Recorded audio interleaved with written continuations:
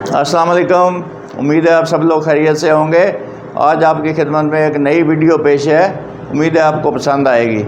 शैतानिर्रजीम बिस्मिल्लाहिर्रहमानिर्रहीम मन आमिल सालिहम मिन ज़करिन औ उन्सा व हुव मुअमिनुन फलनुहयियन्नहु हयातन तय्यिबा।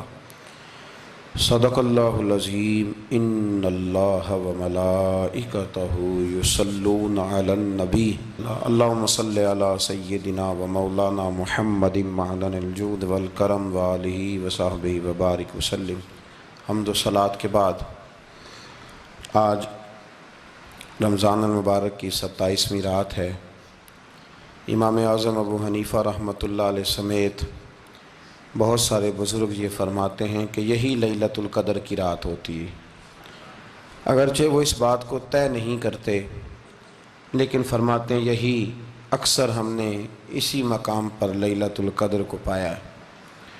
नबी रहमत अलैहिस्सलातु सलाम ने सहाबाए किराम अलैहिम रिदवान के सामने गुज़श्ता उम्मतों के अहवाल ज़िक्र फ़रमाए कि एक हज़ार साल उनकी उम्रें होती थी, 1500 साल तक वो ज़िंदा रहते थे। तो सहाबा के दिलों में तजस्सुस पैदा हुआ कि अगर उम्र 1000 साल होगी तो नमाज भी तो 1000 साल ही पढ़ेंगे ना, अगर उम्र 1500 साल होगी तो रोज़े, इबादतें, ये सारे काम भी तो बड़े ज़्यादा करते होंगे। तो ये शौक़ जब पैदा हुआ तो अल्लाह करीम ने फरमाया कि महबूब मैं एक रात देता हूँ, लैलतुल क़द्री खैरुम मिन अल्फ़ि शहर, जो रात एक होगी पर 1000 महीने से बेहतर होगी, 1000 महीने से। ये रात अगर किसी को मुयस्सर आ जाती है और फिर वो सिद्क़ के दिल के साथ, यानी तवज्जो के साथ, इन्हिमाक के साथ, एहतसाब की नीयत से, गुनाहों की मुआफ़ी की नीयत से अगर वो इस रात का क़याम करता है, इबादत करता है, ज़िक्र करता है, दुआ करता है, तो महबूब करीम अलैहिस्सलाम ने वादा फरमाया है कि अल्लाह उसके पिछले सारे गुनाहों को माफ़ फरमा देगा। दीन, शरीयत, कुरान, इस्लाम ये बहस करने नहीं आया दुनिया में। उलमा जो बहस करते हैं वो तौज़ीहात के लिए, तशरीहात के लिए, तफासीर के लिए, वो उनका मकाम है। लेकिन हम जो अवाम बहस करते हैं तो समझ लें कि दीन बहस करने के लिए नहीं आया, दीन तो अमल करने के लिए आया। इस पर अमल किया जाएगा, अमल की कोशिश की जाएगी। और कुरान मजीद ने कहा मन आमिल सालिहम मिन ज़करिन औ उन्सा, जो कोई भी अच्छे अमल करे, चाहे वो मर्द हो या औरत हो, वहुव मुअमिनुन, शर्त यह है कि वो मोमिन हो, फलनुहयियन्नहु हयातन तय्यिबा, फरमाया ज़रूर हम उसे पाकीज़ा ज़िंदगी अता फरमा देंगे। जो अमल वाले लोग होते हैं उन्हें अल्लाह कौन सी ज़िंदगी देता है? हयात तय्यबा, पाकीज़ा ज़िंदगी। अल्लाह पाक, साफ सुथरी, गलाजतों से पाक ज़िंदगी देता है जो बंदा अमल करता है। तौबा का मतलब ये होता है कि मैं पिछले गुनाह पे शर्मिंदा हूँ और आइंदा ना करने का पक्का वादा करता हूँ। इंसान है, वादे के बावजूद भी कहीं गलती कर लेता है तो अल्लाह मुआफ़ करने वाला है। लेकिन वो सारी रात रोता रहा, हर मस्जिद से चीखने की आवाज़ आई, उसने सारी रात मस्जिद में रो के गुजारी, लेकिन झूठ छोड़ने का उसका इरादा ही कोई नहीं। वो तो कह रहा है 3 दिन का रमज़ान रह गया है, फिर मैंने देख नहीं लेना तुम्हें। फसाद छोड़ने का उसका प्रोग्राम ही कोई नहीं। वो तो मियाँ तयशुदा बात है कि सवेरे वो दुकान पे जाएगा और सुबह जो बेसन बेचेगा ना समोसे और पकौड़े के लिए, उसमें भी मिलावट करने का इरादा रखता है। तो ये सारी रात तौबा तौबा कहने का क्या मतलब हुआ? खुल के सारी रात उसने तौबा तौबा की। हज़रत उमर फारूक रदी अल्लाह ताला अन्हु के बारे में इमाम इब्न जौज़ी ने लिखा है कि रात को ना घर के अंदर बैठे बैठे अचानक रो पड़े हज़रत उमर। 62 साल उम्र है, खिलाफत के आखिरी अयाम चल रहे हैं, तो रो पड़े ऐसे ही घर में बिला वजह ही। आपकी अहलिया ने, ज़ौजा ने बेटे को उठाया, फरमाया पता करो तुम्हारे बाप को क्या मसला है, कहीं कोई तकलीफ तो नहीं, दर्द तो नहीं? साहबजादे आए, अब्बा जी क्या बात है? फरमाया अम्मा को बुलाओ। सब लोग जमा हो गए तो जनाब उमर फारूक रदी अल्लाह ताला अन्हु फरमाने लगे कि बैठो मेरे इर्द गिर्द। सब बैठ गए तो फरमाने लगे आज जब मैं मस्जिद से निकला था तो मेरे नबी पाक के सच्चे सहाबा, सच्चे रसूल के सच्चे सहाबा, حضور کے سچے غلام یہ کہہ رہے تھے کہ عمر بڑا ہی اچھا ہے، عدل والا ہے، انصاف والا ہے.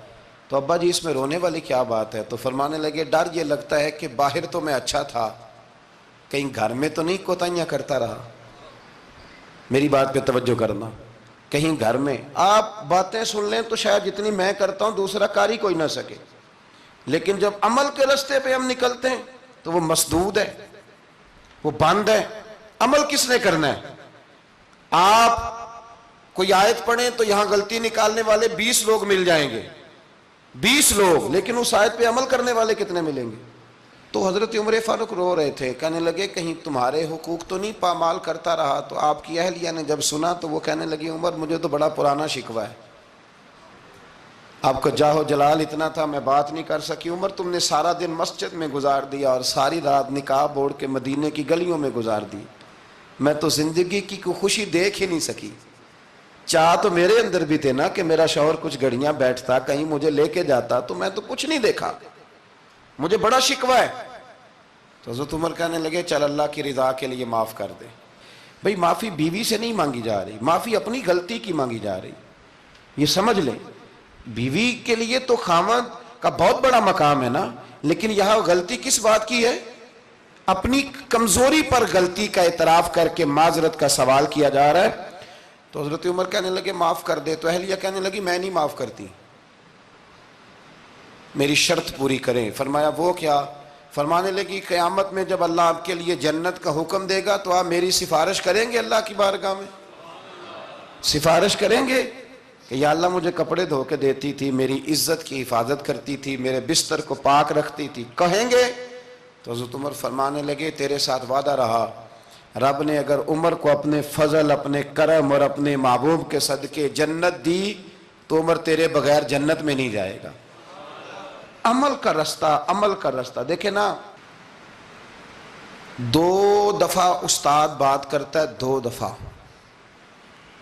اور کوئی زیادہ، ایک تو ہے نا کہ ایم اے اور جناب ایم ایڈ اور ایم فل اور پھر پی ایچ ڈی قسم کا استاد. ایک وہ جو matric P T C teacher ہے نا، وہ 2 دفعہ اسٹوڈنٹ کو کام کہے تو تیسری دفعہ وہ ناراض ہو جاتا ہے، کہتا ہے میں 2 دفعہ کہا ہے.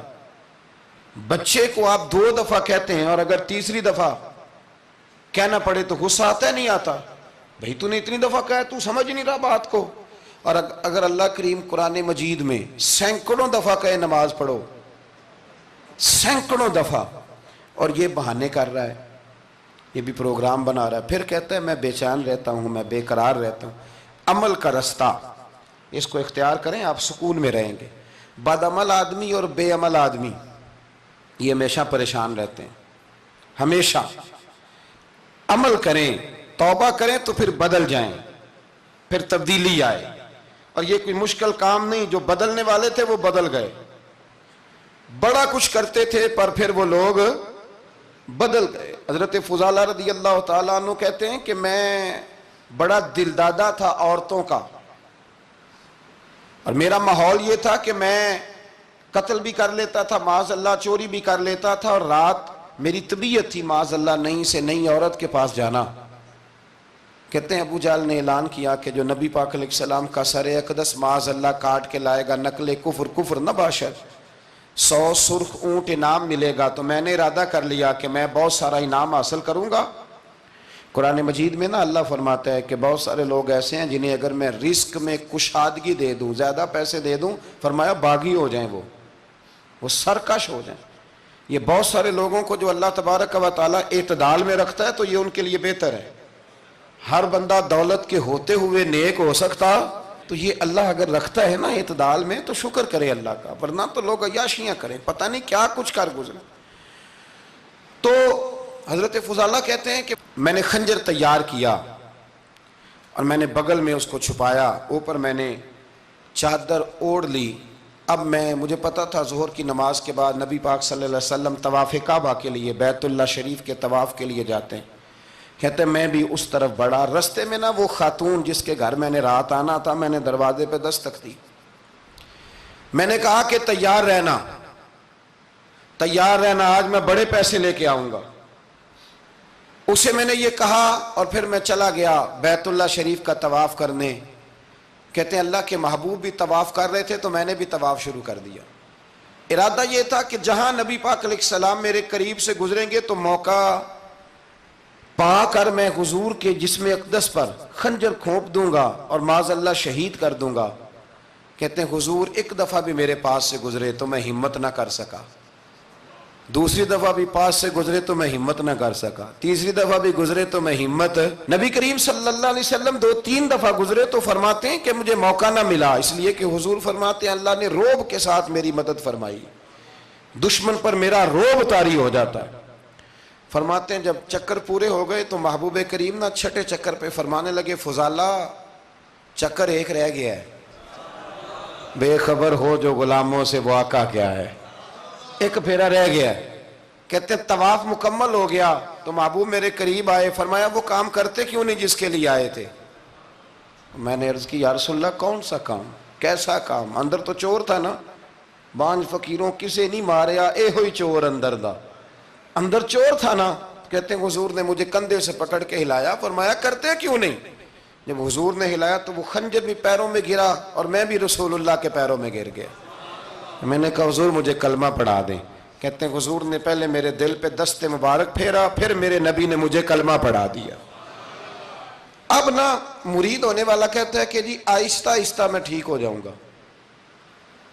اب وہ آہستہ آہستہ کا کیا ترجمہ ہے یہ بالکل سمجھ نہیں آتی. بھئی کسی بندے سے 5 لاکھ روپیہ لینا ہے تو اس سے وہ کہتا ہے جی میں آہستہ آہستہ دوں گا, 500 روپیہ دے دیا کروں گا روز کا, تو کہتے ہیں میری رقم خراب ہوتی ہے, پورے دو. اور نیکی کی بات جب آتی ہے تو کہتے ہیں حضرت صاحب دین اتنا سخت نہیں ہے, میں آہستہ آہستہ ٹھیک ہو جاؤں گا. اب میں مغرب عشاء پڑھنی شروع کر دیا میں نے, اب میں تسبیح لے لی ہے, کل میں نے بھی آہستہ آہستہ میں ٹھیک ہو جاؤں.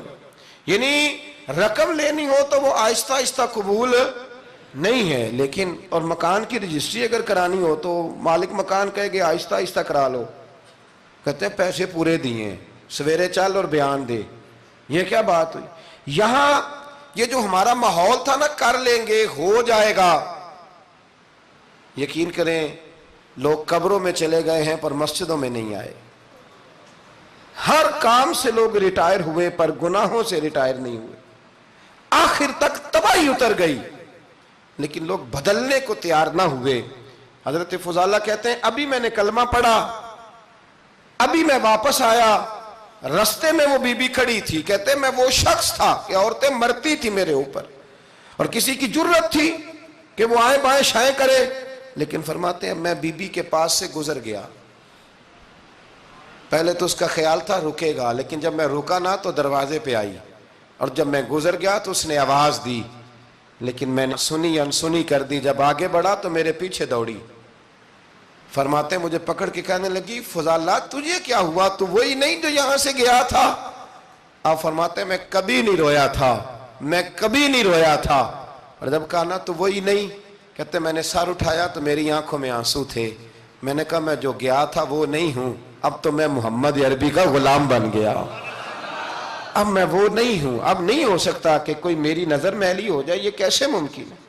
اب نا اسلام کی تعریف ہم نے یہ کی ہے کہ خبردار کوئی ہمارے قریب نہ آئے, ہم کسی کو بات نہیں کرنے دیتے کہ ہم مسلمان ہیں, ہم بات نہیں کرنے دیتے.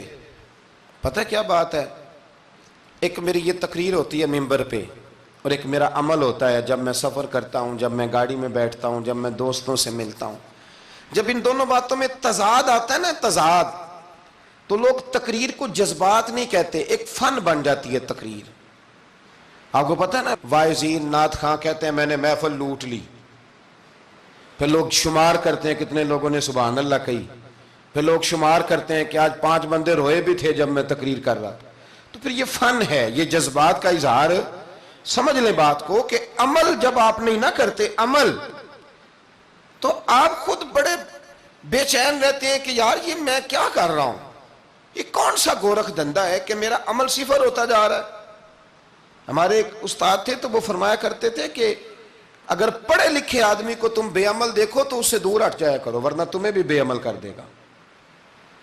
میں نے ان سے عرض کی, میں نے کہا حضور یہ کیا ہے, تو فرمانے لگے اپنے حضرت صاحب سے پوچھنا, وضاحت کریں گے. میں نے حضرت صاحب سے کہا جی عجیب بات کر دی ہے, علم والے بندے کے پاس بیٹھ کے تو علم آتا ہے. تو وہ فرما رہے تھے کہ علم والے بندے کے پاس اگر وہ بے عمل ہو تو بالکل نہ بیٹھنا.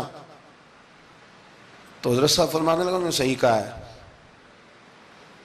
اب بات بہت بڑی ہے, پتہ نہیں آپ کی سمجھ میں آتی ہے نہیں آتی, بہرحال کر دیتا ہوں. پڑھا لکھا بندہ اگر بے عمل ہو تو اس کے پاس, تو میں نے کہا حضور کیوں؟ فرمانے لگے اس لیے کہ وہ اپنی بے عملی پر بھی دلائل دے گا, وہ بے عملی پر بھی دلیلیں قائم کرے گا کہ یہ وجہ ہے تو اس لیے میں ایسے کر رہا ہوں. تو چونکہ وہ بے عمل ہے اور ہے پڑھا لکھا, نبی کریم صلی اللہ علیہ وسلم کے غلام نہ پل بھر میں بدل جاتے تھے. اور اللہ تعالیٰ بھی نا بڑے موقع دیتا ہے ہمیں, بڑے موقع. حضور نے فرمایا جس نے ایمان اور احتساب کی نیت سے روزے رکھے وہ نئی زندگی کا آغاز کرے, اس لیے کہ اللہ نے اس کے پچھلے سارے گناہ معاف فرما دیے. میرے نبی کریم علیہ الصلوۃ والسلام نے فرمایا جو شخص بیمار ہو گیا, مریض ہو گیا, اور نسائی شریف میں فرمایا کہ 3 دن تک بستر پہ رہا اور اس نے شکوہ نہ کیا اللہ کا, اور جب وہ شفا یاب ہو کے بستر سے اٹھا ہے نا تب اللہ نے اس کے پچھلے سارے گناہ معاف فرما دیے. اور فرمایا جو حج کرنے گیا, حج کر کے واپس آیا, اللہ کے حبیب فرماتے ہیں یوں سمجھے کہ میں آج ہی ماں کے پیٹ سے پیدا ہوا. بڑے موقع اللہ نے دیے, بڑے موقع, بڑے سارے موقع عطا فرمائے کہ میں تیرے پچھلے گناہ معاف کر دوں گا. تو بھی تو نئی زندگی کا آغاز کرنا, تو بھی تو شروع کرنا نئے سرے سے, تو بھی تو بدل کے آنا, تو بھی تو اپنے اندر تبدیلی پیدا کرنا. سالوں بیت گئے, ہمیں سالوں بیت گئے, تقریر کرتے, تقریر سنتے, قرآن سنتے, پورا پورا قرآن سنتے, ترجمہ اور تفسیر لوگوں نے پڑھ پڑھ کے بڑا بڑا جگہوں پہ لوگ دلائل دیتے, بات کرتے. کب وہ وقت آئے گا جب ہم عمل کریں گے؟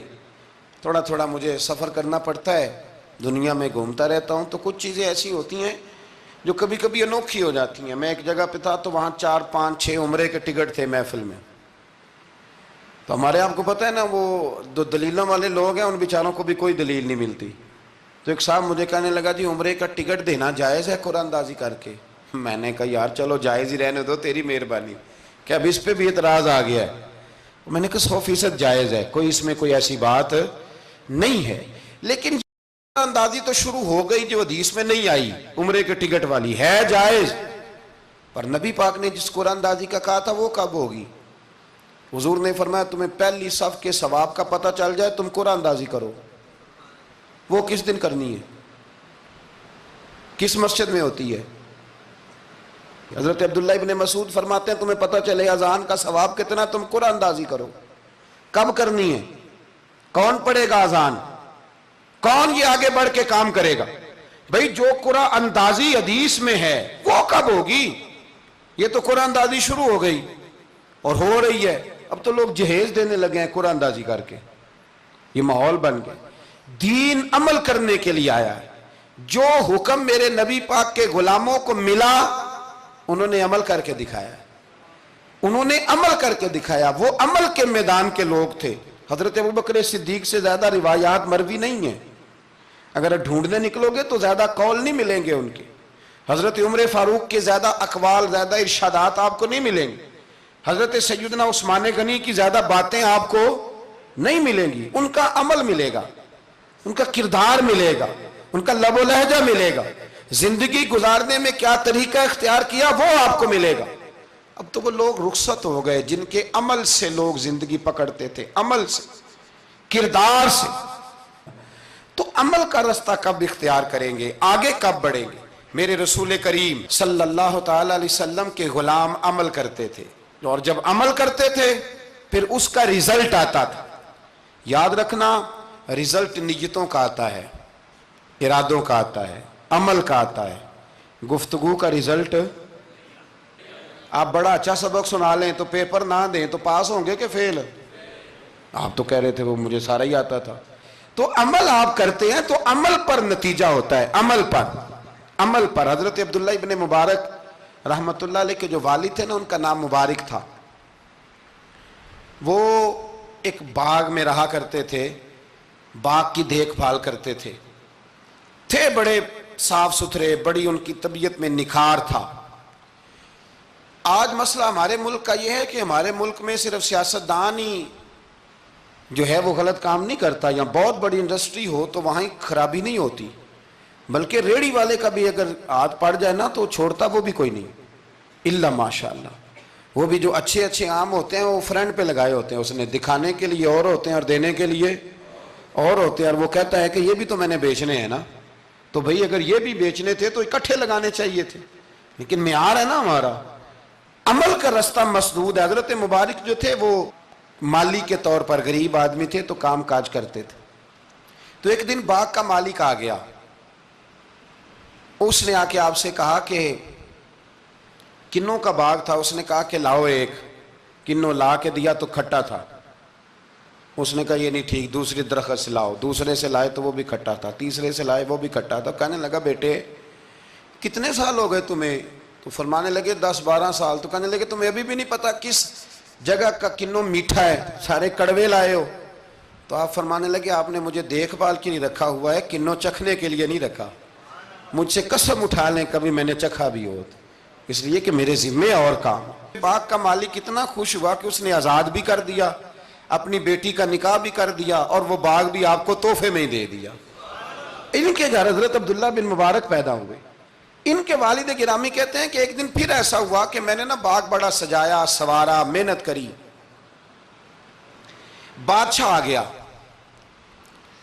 تو بادشاہوں کو بھی کچھ چیزیں پسند آ جاتی ہیں نا، اور ہمارے ملک میں تو ڈھیر سارے لوگ بادشاہ ہیں، ڈھیر سارے لوگ بادشاہ ہیں۔ اگر کسی تگڑے بندے کو کسی غریب کی جھونپڑی پسند آ گئی پھر اسے دینی ہی پڑے گی، بلکہ ایسی ایسی خبریں سننے کو ملتی ہیں کہ چودھری صاحب نے آ کے کہا ہے کہ مفت دینی ہے کہ پیسے لے کے دینی ہے، یہ یہاں تک خبریں۔ تو بادشاہ آ گیا، اس نے دیکھا بڑا سجا سنورا باغ ہے، اس نے حضرت مبارک سے کہا کہ مجھے نا جوس بنا کے پلاؤ کنوں کا۔ تو حضرت نے اسے نا جوس دیا، اس نے پیا تو بڑا مزہ آیا، کہنے لگا ایک گلاس اور نہیں دیتے؟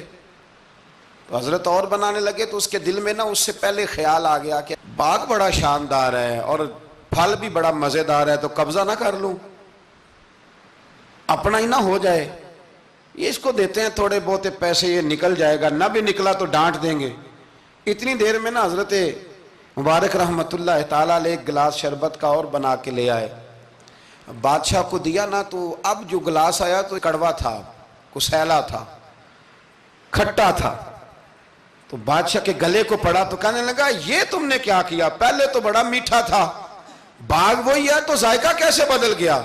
تو آپ فرمانے لگے وہ بادشاہ کی نیت بدلی ہے نا، بادشاہ کی نیت بدلی ہے تو اس کا بھی ذائقہ بدل گیا ہے، تو نیت نہ آپ کی بدلتی۔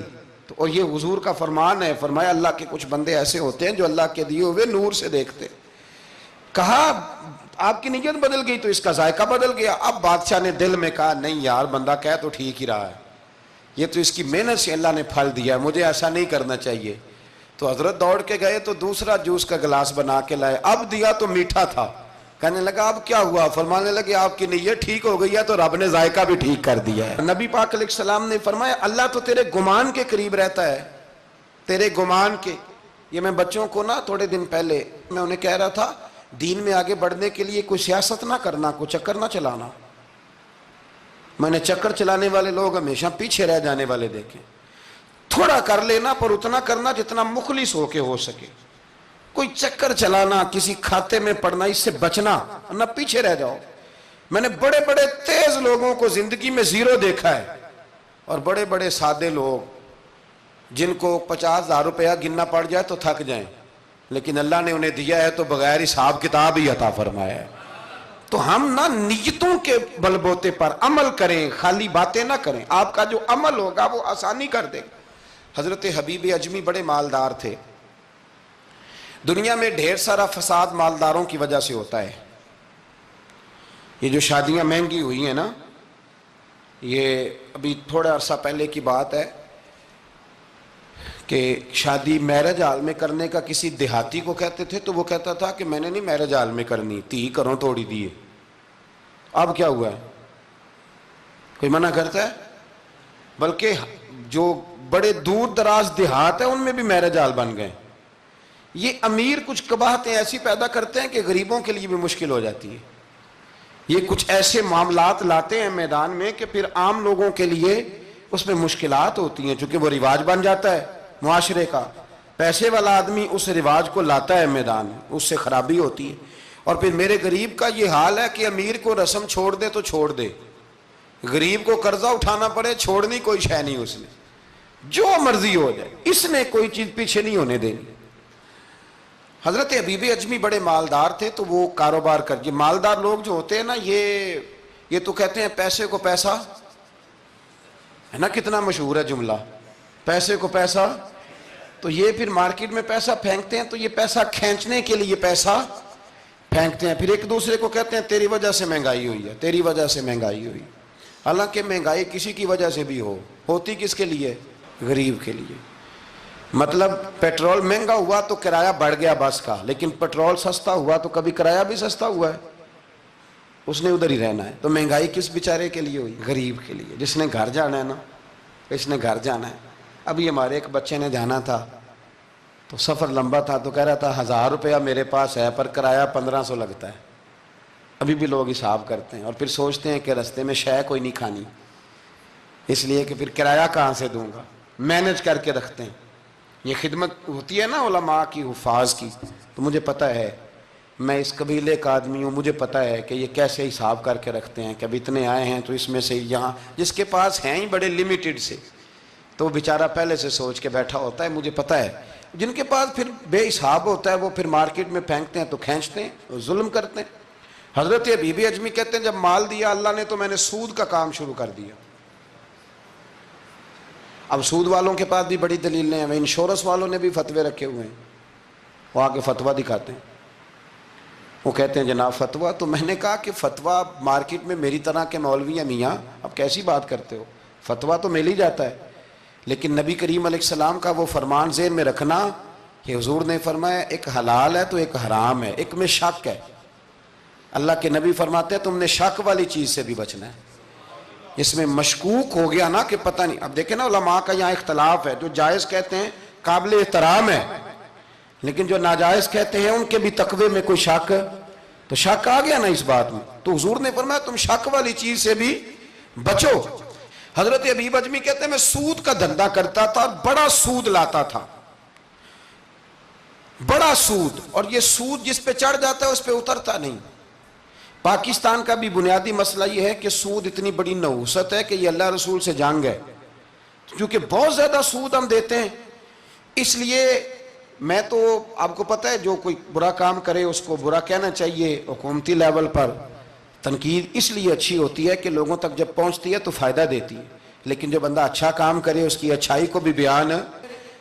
حضرت حبیب اجمی رحمۃ اللہ تعالیٰ علیہ فرمانے لگے کہ سود کا کاروبار میں نے شروع کر دیا اور بڑا وسیع تھا میرا کام سود کا. میں سود لیتا تھا، سود پہ گزارا ہوتا تھا. میری بیوی مجھے سمجھاتی تھی کہ یہ سود ہے، یہ حرام ہے، یہ غلط ہے، سے بچو. کہتے ہیں وہ کئی دفعہ مجھے کہتی تو میں ڈانٹ دیتا. ایک دن نا میں سود کے پیسے لے کے نا آ رہا گھر، اس کا میں نے گوشت خریدا، بیوی کو دیا کھانا پکانے کے لیے، تو اس نے ہنڈیا چولہے پہ رکھی. کہتے اس نے ذرا اس کے اندر چمچہ جو چلایا ہنڈیا میں، تو وہ لایا میں گوشت تھا پر سارے کا سارا خون بن گیا، خون بن گیا سارے کا سارا. اللہ اکبر. کہتے ہو میری بیوی چیخیں مارنے لگی اور لا کے میرے آگے رکھا، کہنے لگے یہ تیرے سود کے پیسے خون بن گئے، آ تجھے بھی پلاؤں اور تیرے بچوں کو بھی. وہ کہتے ہیں نا کچھ لوگ کے گھر کے کونے سے چیخنے کی آواز آتی ہے تو سارے پیر بلائیں یا فرق کوئی نہیں پڑتا. تو میں کہتا ہوں پھر غور کر لو، شاید اس کونے میں کسی یتیم کے پیسے لگ گئے ہوں، کسی بیوہ کی آہیں ہوں. اگر اس رقم کوئی گھر بن جائے نا تو پھر ساری دنیا کے پیر جمع کرو تو چیخنے کی آوازیں بند نہیں ہوا کرتی. حضرت حبیب اجمی رحمۃ اللہ تعالیٰ علیہ فرمانے لگے کہ وہ جب بن گیا نا خون، تو اب میرے اندر نا چوٹ لگی کہ یار اگر دنیا میں اللہ تعالیٰ مجھے نظارے دکھا رہا ہے تو آخرت میں میرا کیا بنے. کہتے ہیں میں درد کے ساتھ باہر نکلا. بچے گلی میں کھیل رہے تھے، جب ان کے قریب سے گزرنے لگا نا تو ہم تو کہتے ہیں نا لوگ حسد میں بات کرتے ہیں، لیکن ایسی بات نہیں ہے. کچھ شریر لوگ ہوتے ہیں جو حسد میں بات کرتے ہیں، پر دیکھنا چاہیے کہ لوگ ہمارے بارے میں کیا کہتے ہیں. انتم شہداء اللہ فی الارض، حضور نے فرمایا تم زمین پر اللہ کے گواہ ہو. مومن جو تمہارے بارے میں کہے کان لگا کے سنو. لوگ تمہیں کیا کہتے ہیں, کن لفظوں سے یاد کرتے ہیں, جن لفظوں سے لوگ دنیا میں یاد کرتے ہیں مرنے کے بعد بھی انہی لفظوں سے یاد کریں گے, انہی لفظوں سے. کوئی تمہارے لیے ہاتھ اٹھا کے دعا نہیں کرے گا. ہاں اگر تم نے خیر کی ہوگی تو پھر لوگ گلیوں سے نکل کے آئیں گے, پھر لوگ روئیں گے کہ بندہ بڑا تھا. تو حبیب اجمی کہتے ہیں میں باہر نکلا تو بچے کھیل رہے تھے, تو ایک بچہ ان میں سے کہنے لگا پیچھے ہٹ جاؤ, پیچھے ہٹ جاؤ, بڑا ظالم ہے, بہت بڑا سود خور ہے. چھوٹا بچہ, ایسا نہ ہو کہ اس کے پیروں سے مٹی اڑے اور ہمارے کپڑوں پہ پڑ جائے تو ہمیں بھی نحوست ملے. چھوڑو, سودیہ ہے. کہتے ہیں میرے دل پہ اور چوٹ لگی. میں نے کہا یا اللہ تیری چھوٹی چھوٹی مخلوق بھی مجھ سے نفرت کرتی, یہ بچے تک کہتے ہیں کہ میں اس طرح کا ہوں. بچے فرمانے لگے, میں وہاں سے سیدھا حضرت حسن بصری کے پاس گیا. میں نے کہا حضور مجھے توبہ کرا دیں. یہ پتہ ہے اللہ والوں کے پاس لوگ کیوں جا کے توبہ کرتے تھے, مرید ہوتے تھے؟ اس لیے کہ توبہ پہ قائم رہنا بڑا مشکل ہوتا ہے. کوئی ایسا بندہ ہونا چاہیے جو ہمیں توبہ پہ قائم رکھے, جو روز ہمیں نصیحت کرے. دیکھیں نا, ہمارے سینئر ہوتے ہیں ہر فیلڈ میں. اگر کہیں ہم الجھ جاتے ہیں تو اپنے سینئر سے بات کرتے ہیں. تقوی کے پرہیزگاری کے راستے میں بھی ہمارا کوئی سینئر ہونا چاہیے تاکہ وہ ہمیں بتائے کہ پرہیز کہاں کرنی ہے, دوائی کیسے کھانی ہے اور آگے کیسے بڑھنا ہے. فرمانے لگے میں حضرت حسن بصری کے پاس گیا, توبہ کی, معافی مانگی, گڑ گڑایا, بڑا رویا. تو خواجہ حسن بصری نے مجھے توبہ کرائی. میں نے پکا ارادہ کیا کہ مر جاؤں گا پر حرام کا پیسہ نہیں کھاؤں گا, مر جاؤں گا حرام کا لقمہ نہیں کھاؤں گا. ویسے بھی ہم زیادہ کھا نہیں سکتے, یہ وارثوں کا مال ہوتا ہے, ہمارا تھوڑی ہوتا ہے. ہم کسی کے مال کے محافظ بنے رہتے ہیں اور کھائے گا کوئی اور حساب دے گا. اور جہاں تک بچوں کا معاملہ ہے نا, بچے اچھے ہوں نا تو پیسے بانی جاتے ہیں, اور بچے نالائق نکل آئیں تو جو ہوں وہ بھی اجڑ جاتے ہیں. تو اس لیے محنت تربیت پر ہونی چاہیے, نہ کہ بینک بیلنس پر ہونی چاہیے. حضرت حبیب اجمی کہتے ہیں واپس آیا سچی توبہ کر کے, ایک لقمہ حرام نہیں کبھی لوں گا. ابھی وہ بچے وہیں کھیل رہے تھے جن کے پاس سے میں گزر کے گیا تھا. کہتے ہیں واپس آیا تو وہیں کھڑے تھے. انہی بچوں میں سے وہی بچہ دوبارہ بولا, کہنے لگا پیچھے ہٹ جاؤ, پیچھے ہٹ جاؤ, اللہ کا ولی آ رہا ہے. کہیں ایسا نہ ہو کہ ہمارے پیروں سے گرد اڑے, اس کے کپڑوں پہ پڑے اور ہم بے ادب لکھ دیے جائیں. کہتے ہیں میں نے چلتے چلتے چیخ ماری کہ اے اللہ, ابھی تو میں آج بدلا ہوں, آج میں بدلا ہوں تو تو نے میرے حق میں ساری گواہیاں بھی بدل دی ہیں, تو نے سارا نظام بدل کے رکھ دیا ہے. تبدیلی اپنے اندر لائیں, روح کے اندر لائیں, مزاج کے اندر لائیں. یہ شب قدر کی رات ہے, توبہ اور استغفار کریں لیکن بدلنے کے ارادے سے, چھوڑنے کے ارادے سے. اعلیٰ حضرت فاضل بریلوی رحمۃ اللہ علیہ جب ذی الحج کی آخری رات ہوتی تو فرماتے صبح سال بدل رہا ہے تو ہمیں بھی بدل جانا چاہیے. لوگ پوچھتے حضور کیا بدلیں؟ فرمایا جو ایک سپارہ پڑھتا تھا 2 کر دے, اور فرمایا جو اپنے آپ کو خوش کرنے کے لیے باتیں کرتا تھا وہ باتیں کم کر دے. آج نہ کچھ بدلنے کا پروگرام بنائیں, اپنے رب کریم کے ساتھ دل ہی دل میں وعدے کریں کہ کچھ عادتیں ہم چھوڑیں گے. یہ غلط بات ہے کہ عادتیں چھوٹا نہیں کرتی. حضور عادتیں ہی تو بدلنے آئے ہیں دنیا میں, عادتیں بدل جایا کرتی. اپنے آپ کو بدلیں اور اپنے اندر تبدیلی پیدا کریں, پھر خدا کے رزلٹ کا انتظار کریں, پھر دیکھیں اللہ کس طرح کے فیصلے فرماتا ہے. آپ ارادہ کریں, آپ پروگرام بنائیں, آپ ذہن اپنا بنائیں کہ میں نے نا اب کچھ بدل جانا ہے, اب میں نے اندر کچھ اپنے تبدیلی پیدا کرنی ہے. نکل آئیں. 2-3 گزارشات جاتے جاتے آپ سے عرض کروں. ایک تو زندگی میں کچھ کام ایسے کریں کہ جن کاموں کا مجھے پتہ ہو یا میرے رب کو پتہ ہو, کسی انسان کو خبر نہ ہو. دوسری بات یہ یاد رکھیں کہ دین کا کوئی کام بھی زندگی میں کریں نا تو اپنے اوپر مشقت کریں کہ وہ کام میں نے ریاکاری کے طور پہ نہیں کرنا, وہ دکھلاوے کے طور پہ نہیں کرنا. دینی معاملات کے اندر, دینی کاموں کے اندر, یعنی پہلے آپ اپنے آپ کو مطمئن کریں کہ واقعی آپ فی سبیل اللہ وہ کام کر رہے ہیں. اب یہ جو رسم ہے نا بے تحاشا، کچھ چیزیں بوجھ بننے لگ گئی ہیں، بوجھ. طبیعت محسوس کرتی ہے کہ یہ کیا ہو رہا ہے، مطلب ہم یہاں بھی ہم وہ کام کریں گے سیکھ کے سن کے تیار کر کے. باہر آئیں تھوڑا. حضرت ابو مرتعش ایک درویش گزرے، وہ کہتے ہیں میری حج کی تیاری تھی،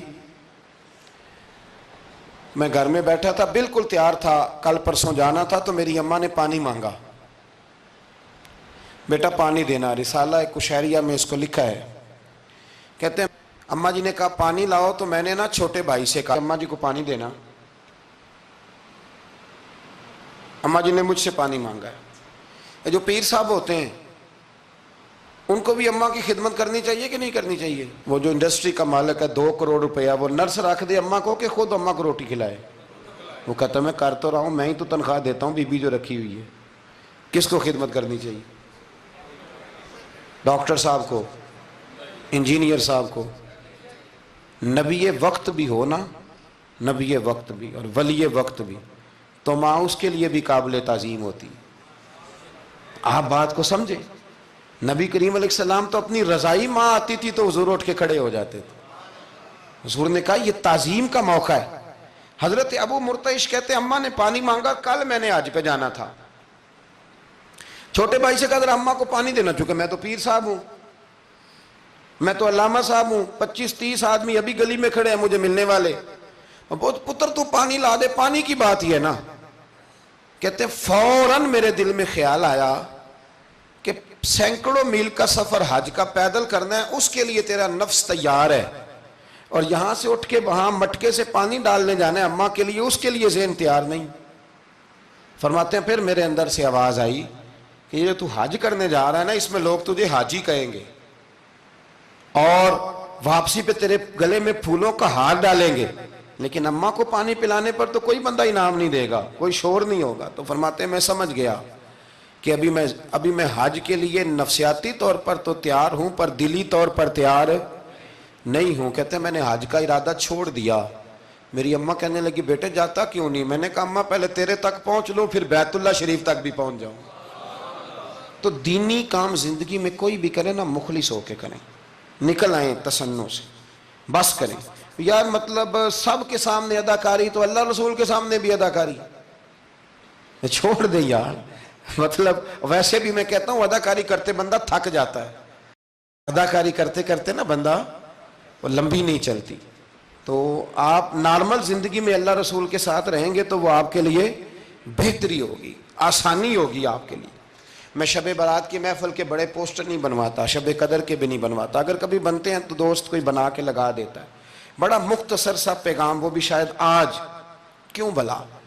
میں دوستوں کو ہمیشہ کہتا ہوں کہ جس کو تنہائی میں شب قدر میں مزہ آتا ہے نا اللہ اللہ کرنے کا، وہ تنہائی میں کرے. لیکن زیادہ تر لوگ کر نہیں پاتے، اس لیے ہم محفل کو سجاتے ہیں. اس میں کوئی ایسا مقصد نہیں، کوئی ایسا معاملہ نہیں. خدا را کچھ تھوڑا سا اخلاص للہیت پیدا کریں طبیعت میں، اور کبھی بھی دین کے معاملے میں کسی جگہ بھی کوئی ایسا کام نہ کریں جس میں رکاوٹ ہو، آزمائش ہو.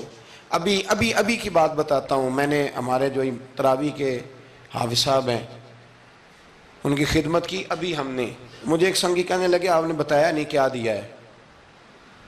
میں نے کہا میرے خیال میں بتانے کے لائق ہوتے تو شاید بتاتا. اب آپ کسی کو 2-4 ہزار دے کے اس کا اعلان کریں گے تو یہ کچھ چیزیں ہیں نہیں اعلان کرنے والی. پھر یہ کہ وہ میں دیکھتا رہتا ہوں نا جی، تصویریں پہنچتی رہتی ہیں کہ جو 500 دے رہا ہے وہ بھی فوٹو کھنچوا رہا ہے، جو سوٹ دے رہا ہے وہ بھی فوٹو کھنچوا رہا ہے.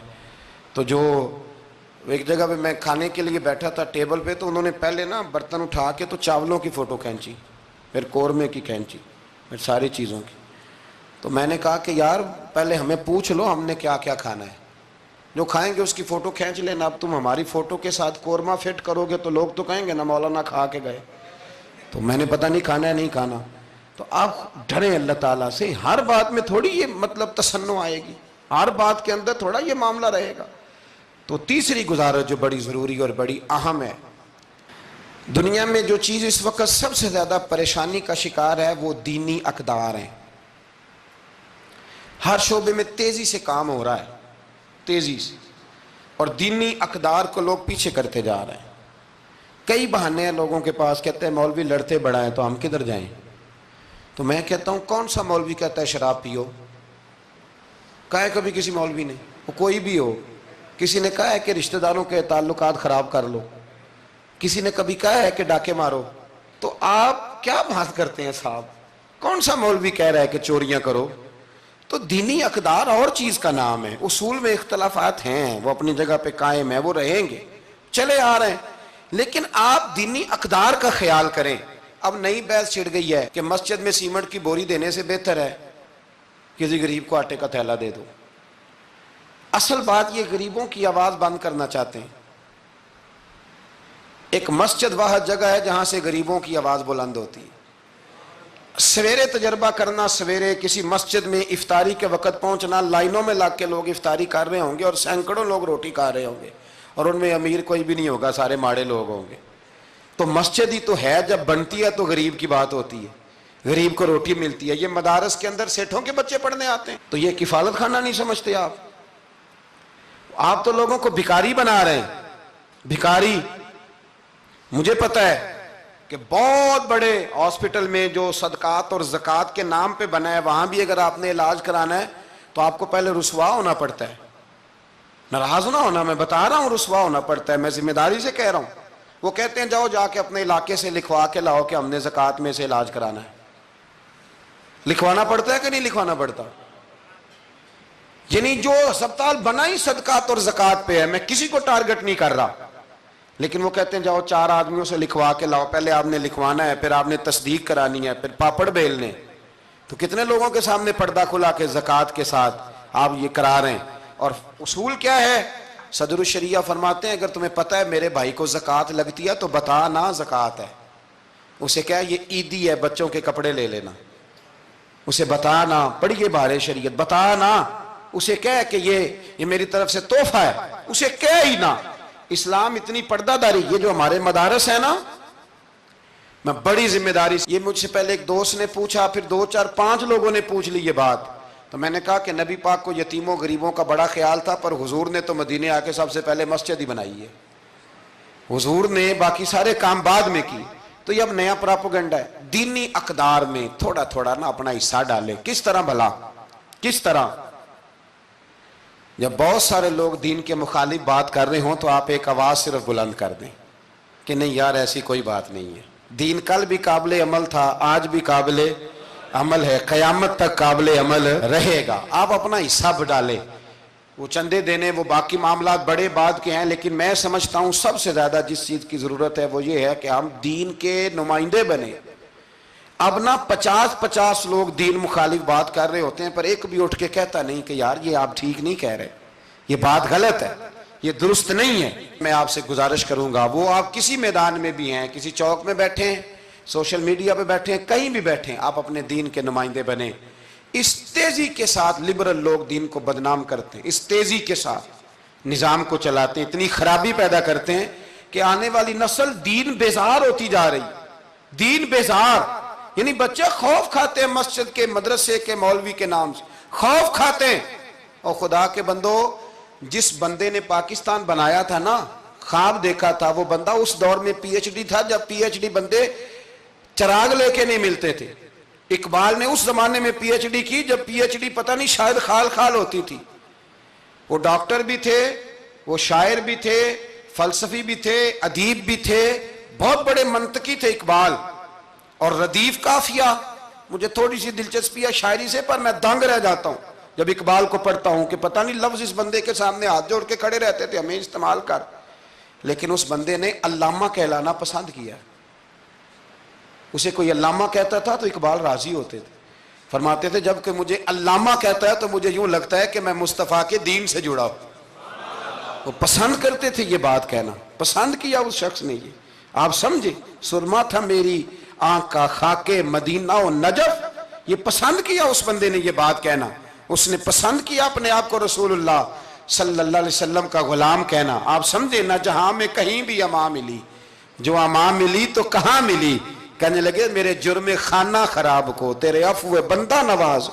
تو اس لیے دین کے آپ محافظ بنیں، اور میرے سے زیادہ آپ کی آواز بلند ہوگی، جب ایک اسٹوڈنٹ پینٹ شرٹ پہن کے دین کی بات کرے گا تو لوگ کہیں گے نہیں رمق ہے، اس کو یہ کہہ کے بند نہیں کریں گے تو مولوی ہے تیری۔ تو میں آج شب قدر میں آپ سے گزارش کرتا ہوں، میں منت کرتا ہوں، اب نہ بڑی تباہی ہو گئی ہے، میری نسل کے آنے والے بچے دین بیزار ہو گئے، وہ ڈرتے ہیں، شب قدر کی راتوں میں مسجدوں میں نہیں آتے، شب برات کی راتوں میں مسجدوں میں نہیں آتے۔ ایک تیزی سے جال پھینکا گیا ہے اور کافر اس میں کامیاب ہے۔ خدا را واپس لوٹو، اپنے دین کے نمائندے بنو۔